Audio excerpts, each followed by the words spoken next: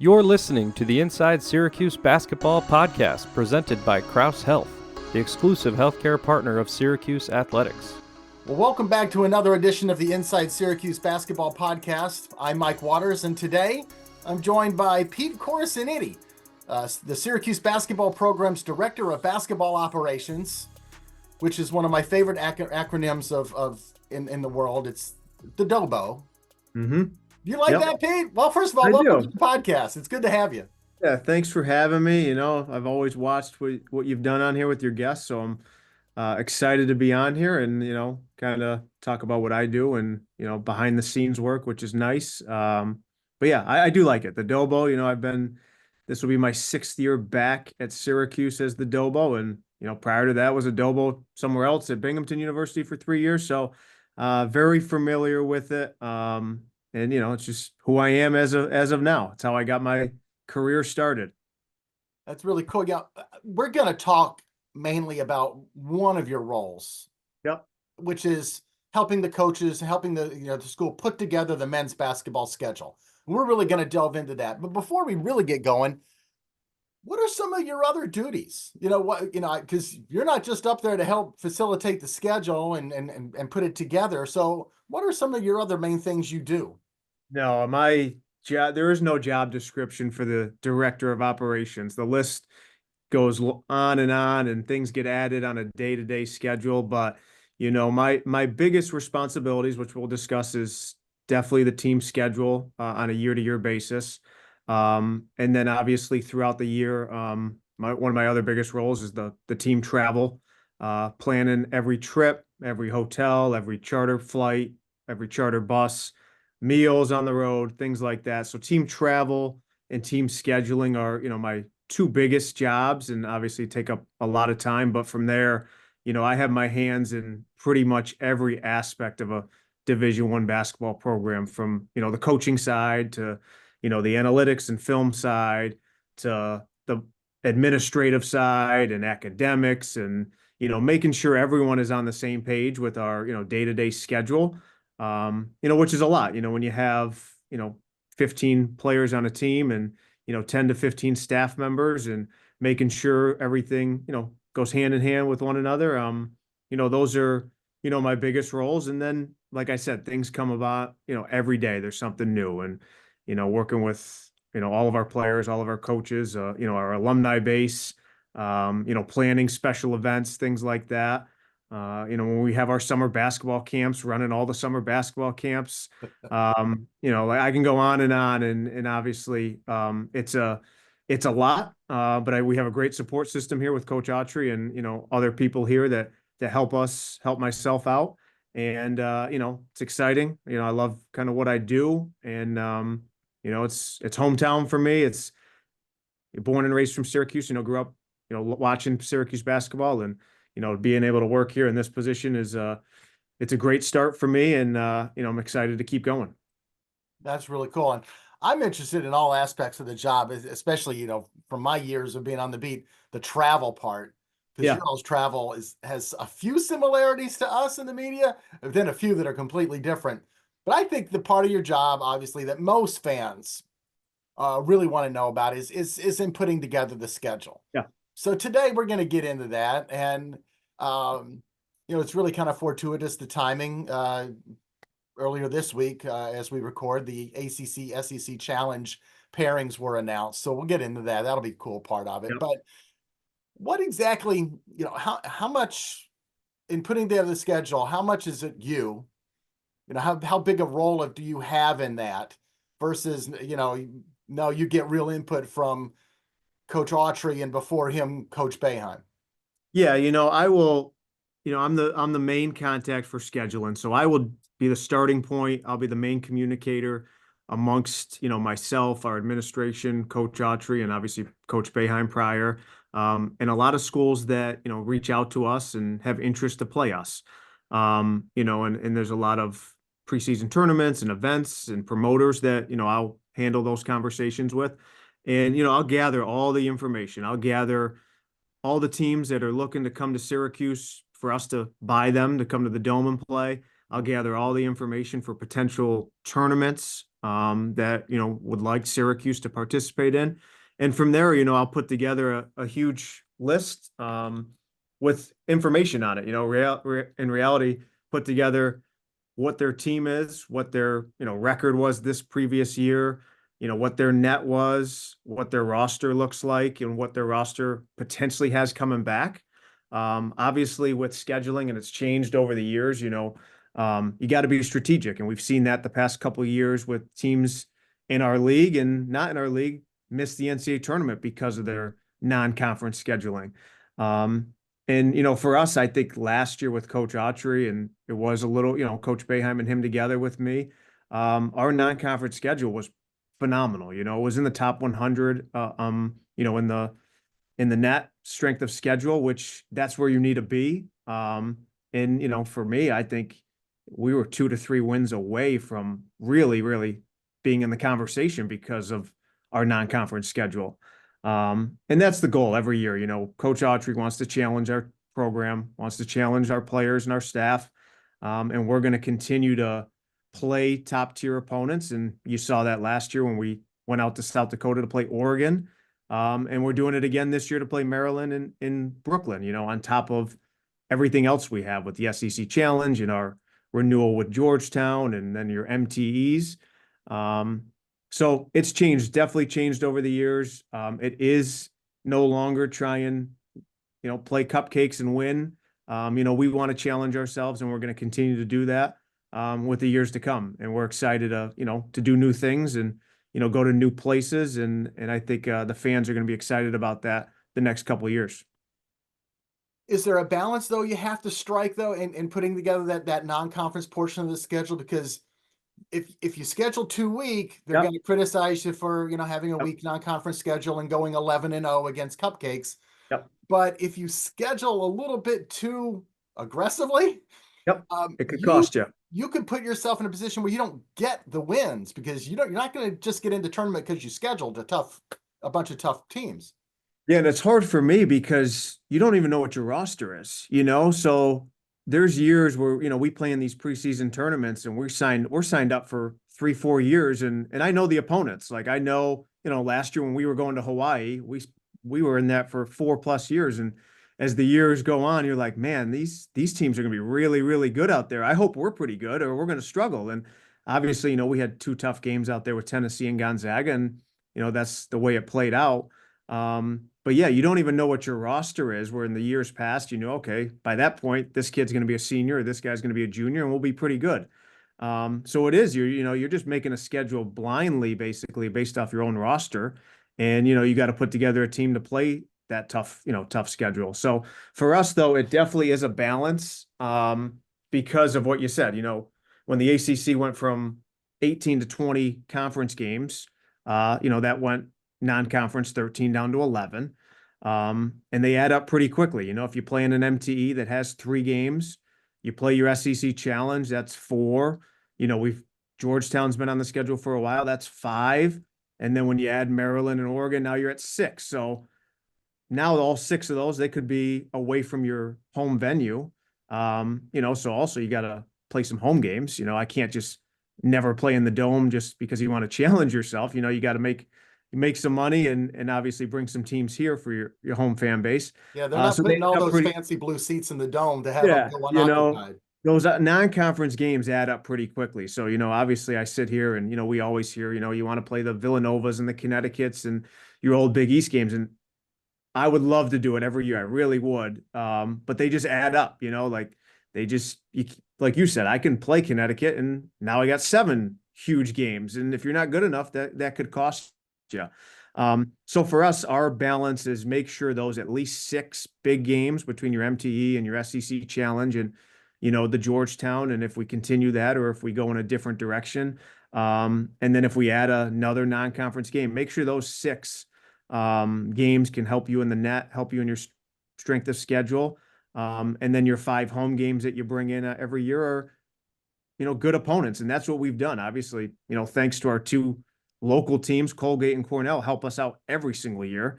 The past couple of years, their net has been 120 or less, which is huge for us, that goes a long way.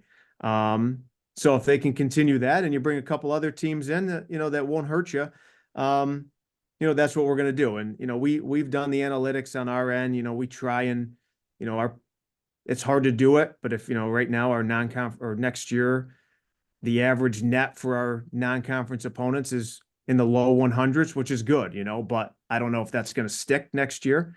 At least we know going into next year, our schedule shouldn't hurt us. But once again, that could play out. You look at teams in our league playing, for example, Pittsburgh played Missouri this year in the SEC Challenge, and that's early on. And at the end of the year, Missouri never won a league game, and that ultimately could have hurt them. But that's not their fault, Right. So you don't know how things are going to actually play out. But you got to do your part in the off season, at least set yourself up with a schedule that in June, July, and August won't hurt you, and hopefully it plays out. And their approach to the schedule, and maybe even how they worked with you. Can you compare Coach Boeheim to Coach Autry, or vice versa, maybe? Yeah, very similar. At least when Coach Autry trusts me, me and Coach Autry have a great working relationship, and he has so many new aspects of his job that he has to take on, compared to Coach Boeheim. So he's got a lot going on. So the initial phases of the scheduling, is pretty much the same. But from there, like, I don't do anything without sitting down with Coach Autry, John Wildhack, our athletic director, and laying everything out, because honestly, there are a lot of options out there. Syracuse is a big time basketball brand. College basketball landscape is changing. There are a lot of new events that are coming about. We would love to bring back some old rivalries and things like that. And, all these phone calls I take, I never hang up and not pass the message along. When teams call, even if it's the University of Hawaii, who's called multiple times to see if we want to come out there and play, I pass it along. I really do. I write everything down and turn it in and things like that. And then we make decisions as a group to see what's best for us. And then ultimately, you also got to look at your travel budget and things like that. Hey, what road games do we already have? Because you can't, we can't be playing 7 non-conference road games that's travels far, and then 10 ACC games where our travel budget's going to be through the roof. So those are other things that go into scheduling in reality, is your travel budget. But ultimately, I always sit down with Coach and our administration and make sure we're all on the same page. So, wait, so back it up just a little bit. Yeah. Did you say the University of Hawaii? They've reached out, especially when we were going to Maui last year. So they wanted said, you to hey, tack a game on. They wanted us to tack a game on. So those are examples that I get. And we were going out there, so I did pass it along. Hey, would you want to go out there and, play a game prior to the Maui Invitational? And teams have done that. I believe North Carolina has done that. And I'm pretty sure, I think a team's doing it this year, whoever's in the field, because I think I saw some teams will play, like, if they fly from the east to all the way to Hawaii, they'll stop in like California. Yep. Play a game and then go to Hawaii. Yep. Sometimes. Yeah. Okay. So those are just, I get everything. I really do. I'm from all over the country, teams looking to come to Syracuse and play. And obviously a lot of it's based off connections too. We have a lot of connections in this business, and that was Coach Boeheim, who, wanted to play a lot of his, people he knew very well. And now people that know Coach Autry very well that have never played here, hey, I'd love to come to the Dome and play. And it's, just to balance out, we got to keep a running list, and it might not work this year, but let's keep in touch throughout the season and see if we can make it work the next year. And, honestly, scheduling for me is a year-round job. It really is. Like, we're still putting together some pieces for this year's schedule, while already taking inquiries for 25, 26 and beyond that, tournaments that are throwing stuff out there, things like that. So it's nonstop, and things are always moving. Is there a goal you have for your timeline on, I have to have this many of my non-conference games on paper, even if they're not announced? Yeah. I need to know I have them on paper by April or For me, May or whatever, because I don't want to get to July with 2 or 3 open dates and other teams don't have openings on the dates I need. Yeah. For me, I have to work ahead earlier because of our unique venue. I don't have a basketball arena. I have a multi-sport venue that has to do Syracuse football, high school football, women's basketball, men's basketball, other events that they're trying to plan. So it's a big puzzle that you're trying to put the pieces in. And number one, I always have to wait for the ACC football schedule to come out. Those knock out some Saturdays in November. And then there's other events in the Dome that, force me not to play those specific dates, which is fine. And then us and the women's basketball team work together to figure out, hey, what dates am I going to target? What dates are they going to target? And then from there, I talk to the teams and, give them some dates that I would like. But, my timeline is work through the fall, get the interest, let them know, hey, I got to wait till at least January till I get the ACC football schedule. And then February and March is my really, put it out there to these teams. And then once the season ends, try and lock most things in. For us, this year's schedule is probably done by the end of March, early April. And then you work through the contract phases and things come about. Some teams travel issues might change their mind and things like that. But I don't think we'll ever have an issue finding teams to come play us here. Those I get 30 to 40 a year that say, hey, let us know what dates you have and how much the guarantee could be. So those will never happen. It's more of putting the pieces together. Oh, well, this date doesn't work with the Dome. There's a lot that goes into that. And you mentioned the guarantee, and some folks out there, if they're going to wonder, like, hey, Mike, why didn't you ask Peter about the guarantee? You guys generally don't give out that information. You're a private school, so it's hard to get to. But every once in a while, you guys will play a public school. Yeah. We'll find out on their end how much they're getting from you. Yeah, from that, honestly, without giving out a number, we are right up to par with most teams in college basketball. And honestly, you have to be competitive, otherwise you won't get opponents to come here, right? Yeah, the range varies from, honestly, and I've through my experience at another school and being here and talking to most teams, between $75,000 and a little over $100,000 is probably the range within the entire college basketball landscape. And that varies school to school. That varies on regional opponent, where they're coming from, things like that. And, at my time at a smaller school, you're looking, you got to reach that certain amount of number, your guarantee number to reach that budget. When I was at Binghamton, we had to reach a certain number to play, for our school budget. So we had to play about 3 guarantee games a game to reach that. And some teams might even ask, hey, I'll lower the guarantee if you can throw in hotel rooms. Can you throw in, some other perks? But that's pretty much the range probably throughout the college basketball. This isn't college football that paid those huge numbers. But that's probably, a generic answer without going into too much detail of what we do. That's pretty good. I appreciate that. Yeah. Let's talk about the ACC SEC Challenge since the pairings just came out. Syracuse will play at Tennessee in early December, which is really a cool game. Of course, it's a game that was played last year out in Hawaii. Of course, as in this day and age, both teams' rosters will completely turn over. I was wondering, with the Challenge Series, first, going back to the ACC Big Ten, and now it's the ACC SEC Challenge, is there any influence that you have in the matchup? He's already shaking his head no. No, none at all. That's the only game on the schedule that I have no work to do. I'm told where we're going, who we're playing, if they're coming here.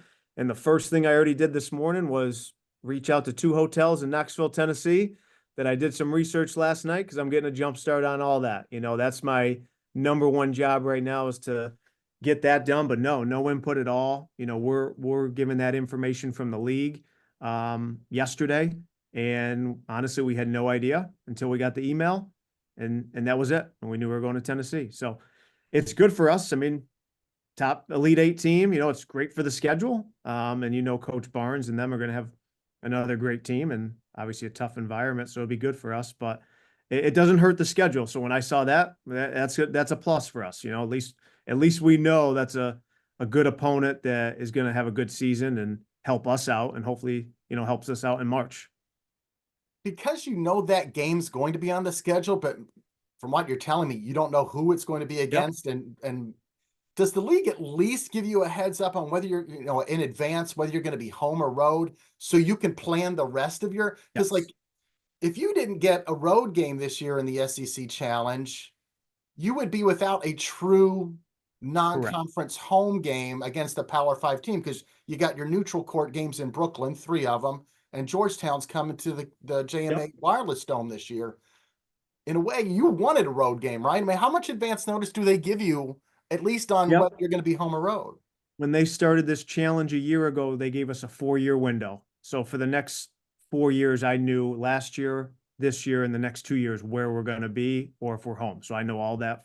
And that, to your point, helps us out knowing, hey, if I'm home, like you said, if I'm home this year, I probably needed to go get a true road game rather than play Maryland in Brooklyn. Uh-huh. So yes, I know for next year and the year after where we're going to be or if we're home, which helps us plan. Now, you don't know the opponent per se. I won't know the opponent till next June, but Okay. I know if they're coming here or if we're on the road already. All right, that's cool. Which is good. But that helps help, me right? out. Yeah. Huge help. Huge help.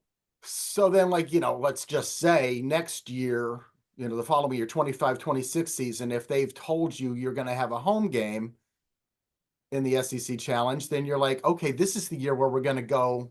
Well, you'll play Georgetown on the road that year, or maybe if you're, or whoever, or so for your example, like I said, if we knew we were home this year, that would have probably caused a bigger issue for us because knowing Georgetown was coming here. Because we would need a real road game or that would kill us. So when we knew we were on the road and it worked with Georgetown coming here, that's a plus for us. Hey, we're getting a Power 5 team at home and we're getting a Power 5 team on the road and everything else is neutral. That's good. That's a good balance for us to have. And that's what we look for. So if there's a year that changes, then we're going to have to go explore maybe a true road game, which then would be a whole different animal because are we going to try and return that team back or are we just going to play a 1-year road game to go get a road game, Right, sure. All right, so we kind of looped the whole Georgetown home and road conversation into the SEC Challenge part of the conversation. So let's go with Georgetown. Yep. Of course, I think Syracuse fans love and appreciate the continuation of this series with like the old Big East rival. But I get a lot of emails every once in a while. How come we don't play Villanova? Because we used to recruit in Philly, or when are we going to go play St. John's at the Garden again? How much do you hear those things? And is it feasible? Yeah, no, I hear it all the time. And like I said, when I first started this podcast, I would love to play Villanova, St. John's, UConn, all those teams. You really would. It's hard when all these games add up. And the Georgetown game, it's very special. It's a historic rivalry and we've done it obviously for, a long time, for the past, 8 to 10 years, as far as I can remember on a year-to-year basis. But those are conversations we have here. I'm sure Georgetown has them. And we have a mutual respect for one another. And in reality, it's kind of like not a year by year, but a couple year basis. Hey, let's do this for 2 or 3 or 4 year contract. And then we review it and see where we're at. So obviously they're coming here this year.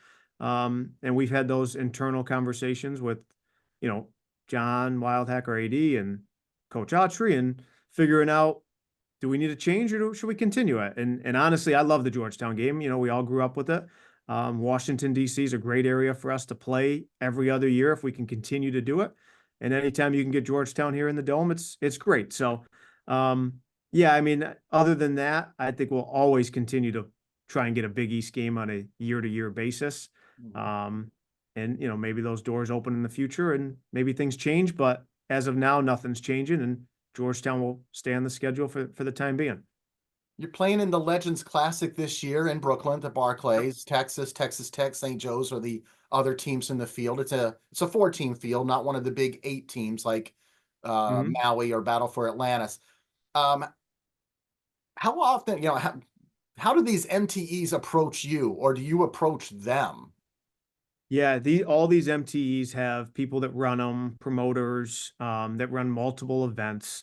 And over the years, it's just been building a relationship with them all. And obviously Syracuse is such a big brand that we get calls from all the big tournaments. And I think we'll continue to get those, which is great for us in our program. And they're built years out. Like I said, that Maui Invitational one was back when I first got here in 2019, 2020 was the discussion of that.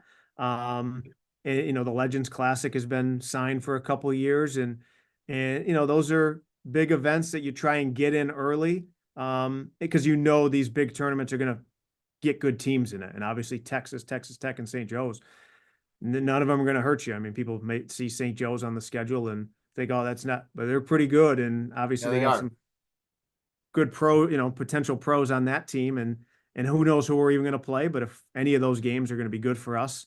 And those MTEs are huge for us, because the rule honestly is, for me to get to 31 games, I have to play in an MTE. If I don't play in an MTE, I'm only allowed to play 29 games total, which is 9 non-conference games. So that gets me to my 11 non-conference. So we'll always continue to play in MTEs, which are multi-team events. That's what the phrase stands for. Yeah. And for us, New York City's huge. Obviously, trying to get down there, trying to get back into the Garden on as much as we can. That is definitely another one we always hear from the fans, and that's something we're going to continue to work on to try and get into the Garden going forward. Brooklyn's been good to us, and that's why we're going there next year. And 3 opportunities came about, and they're good opportunities, good games, and good trips for us to get to New York. We went out to Sioux Falls last year, so we're open. There's new tournaments and new events that are coming about, and I think we're going to see us branch out a little bit. But that New York base will always remain, our second home, and continue to try and get down there as much as possible. I just want to interject right here too. We've mentioned it a couple of times now. That game against Oregon and Sioux Falls, I loved Sioux Falls. I had a great time out there. Unbelievable trip. Obviously, with the outcome, it helps. But when they're going to South Dakota, was people raising eyebrows. But at the end of the day, it was a great experience. The company that put the game on did an unbelievable job. Sold out venue. Great venue. Love the venue. Yeah, it was a great experience, and honestly, coach even told them, "Hey, let us know next opportunity. Might come back out there." So if we do go back out there, highly recommend take the trip out. Much shorter flight than I thought. I didn't realize it was honestly that close of a flight. A little over 2.5 hours. When I first heard of it, I thought we were going to be flying 4 or 5 hours, but it was a good trip, easy trip. The one thing I found out on that trip is Sioux Falls is a long way from Mount Rushmore. Yeah. So that was not a possible side trip for us this time. So, all right. How did the game against Maryland in Brooklyn, like a one-off standalone game, how did that come about? Yeah, is very similar to an MTE. These, companies and promoters get these venues, and they reserve them, and they approach multiple teams, and throw out to us some potential options. They know it helps our schedule, but obviously us going down there, they'll help us out with some travel budget, some financial help to obviously intrigue us and the other teams. So those are reasons why we do it. But more importantly, it's to help our schedule, get us new opportunities, and these games can't hurt us, and it's good for the brand. It's good for Syracuse. It's good for Maryland. It was good for Oregon to play those games, and it's good for college basketball. To get more of these games on the schedule, especially in a football dominant 2 months of November and December, and now with the college football playoff expanding in football. That I saw that come out of that 14-day window of basically taking over ESPN, and that's going to affect college basketball, I think, a little bit. So playing big time games is going to help us rather than playing some games at home that we used to. And filling out the rest of the schedule, we've mentioned Colgate and Cornell earlier. Yep. I mean, are those teams, are they on the schedule in perpetuity? Just because? Yeah, for me, and I work with them very well. I think we'll always continue to play those schools. As long as I'm here, I'm probably not going to be the one that takes them off the schedule, unless I'm told to take them off the schedule. But they're great. Like I said, they've honestly helped us more than, remarkably have helped us. Those are good programs that have made the NCAA tournament. And Cornell and Colgate, obviously Colgate's beaten us twice. But those have, to play a home game, guarantee game that helps you in the net and the strength of schedule, is huge. And I think those two teams are always going to continue to help us because they're really good programs. And that really does help us, when Colgate wins the Patriot League and when Cornell's competing for the Ivy League title and winning 25 games in a year, that goes a long way that people don't, realize. And, they're good teams. They're really, really good teams that help us prepare, rather than playing someone and beating them by 50, even though, in the net, sometimes people are now saying you got to win by 50 to help your net change. So we're trying to balance everything, but the moral of our schedule and philosophy is challenge ourselves to the best of our ability, without overdoing it, giving us the best opportunity to try and win, 9, 10 non-conference games a year. That's probably the goal that you got to try and get to. And then, ultimately you got to win 11, 12, 13 league games to get to that 22, 23, 24 total wins. And that's the number. I feel pretty confident if you can get to 23 wins, 23-8, you should be in the tournament. And that's, like I said, we won 20 last year, where I think, two more wins. I think people didn't talk about us enough, but I think if we got to 22 because of our scheduling and no bad losses, I think we were right there if we could have won, 2 more games and eliminated some of the blowouts. But, we look at the analytics, we look at the numbers, we do all that internally. And it's changed the schedule and philosophy a little bit. But like I said, ultimately Coach Autry is going to challenge this team in this program. And that's what he wants to do. And we're going to ride with it. Couple real quick ones before we let you go, Pete. Yep. With a couple local programs like Cornell and Colgate on the schedule almost every year or every year. Yeah. What do you do with Lemoyne? Lemoyne obviously it was funny. I was supposed to play Lemoyne last year as an exhibition game. And, Coach Nate over there called me in, I think, June and said, hey, we're moving to D1 or whatever, whenever they moved to D1. And I was like, oh man, I got to scramble and find an exhibition game now because it was late. But yeah, they want to come here to the Dome, no doubt about it. And I think it's good for our area if we can play Lemoyne and, we play as many local schools as possible. I think the biggest thing for them, if we continue to play Cornell and Colgate every year, is try not to repeat opponents as much every year. So if we were to work something out with them, it's similar to like Greg Paulus at Niagara, we'll get them back every other year or every, 2 to 3 years. I think that would be the route for Lemoyne, with us on our schedule because of, the Colgate Cornells. Fans want to see some new opponents in here, and we do too. And I think even, Lemoyne and those other local schools might be good to come to the Dome one year and then go to California the next year and for their bye games, make a trip out of it. But us and Lemoyne have had conversations, no doubt about it, and they definitely will be on our schedule in the near future, no doubt about it.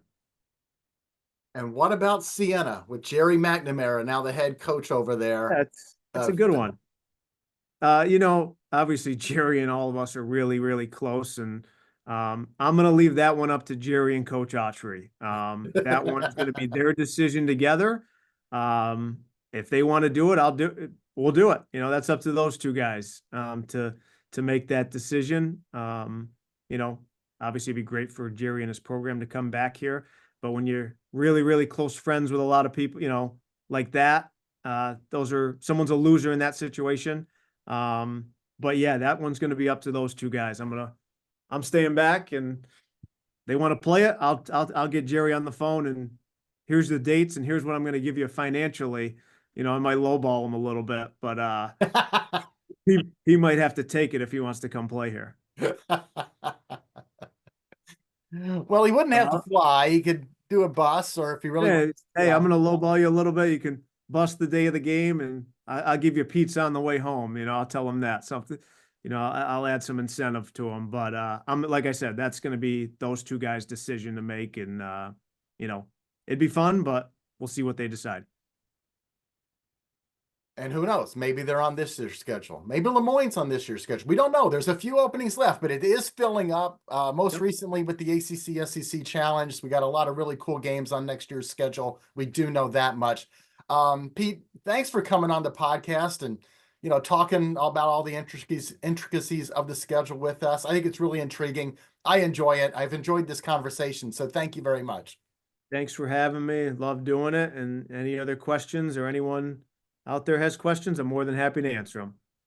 And if they do have questions, one easy way is you email me at mwaters@syracuse.com. We get it into a Mike's mailbox. I'll ask Pete and we'll get the answer. There you go. Let's do it. Excellent. All right. Thank you, Pete. Thanks again. Join us next time for the Inside Syracuse Basketball Podcast, presented by Crouse Health, the exclusive healthcare partner for Syracuse Athletics.